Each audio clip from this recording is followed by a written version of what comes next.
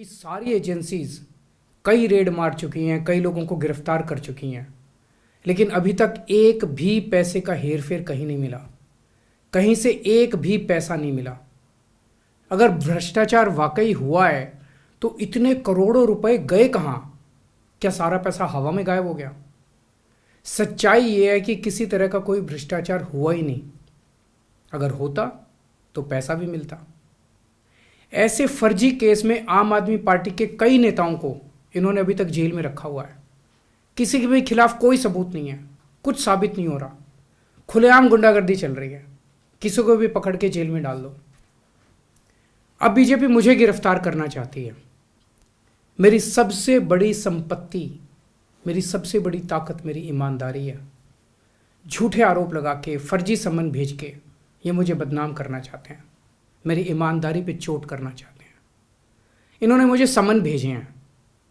मेरे वकीलों ने मुझे बताया कि ये समन गैर कानूनी है। क्यों गैर कानूनी है? ये मैंने इनको विस्तार से लिख के भेजा है। मैंने बताया है कि उनके समन कैसे गैर कानूनी है, लेकिन उन्होंने मेरी एक भी बात का जवाब नहीं दिया। इसका मतलब उनके पास मेरी बातों का जवाब नहीं है। इसका मतलब वे भी मानते हैं कि उनका नोटिस गैर कानूनी है। क्या मुझे एक गैर कानूनी समन का पालन करना चाहिए? अगर कानूनी रूप से सही समन आएगा तो मैं पूरा सहयोग करूंगा। बीजेपी का मकसद जांच करना तो है ही नहीं। इनका मकसद तो लोकसभा चुनाव में मुझे प्रचार करने से रोकना है।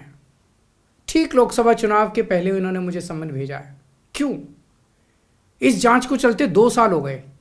अभी ठीक लोकसभा चुनाव के पहले मुझे क्यों बुलाया जा रहा है? पहले क्यों नहीं बुलाया? सीबीआई ने मेरे को 8 महीने पहले बुलाया था। मैं सीबीआई में गया था, उनके सारे जवाब भी दिए थे। लेकिन अब ये लोग ठीक लोकसभा चुनाव के 2 महीने पहले मुझे बुला रहे हैं।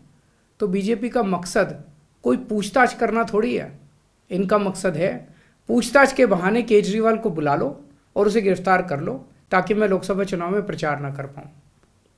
आज बीजेपी भ्रष्टाचारियों को नहीं पकड़ रही, बल्कि खुलेआम ईडी और सीबीआई का इस्तेमाल करके दूसरी पार्टियों के नेताओं को तोड़ के बीजेपी में शामिल करवाने का काम किया जा रहा है।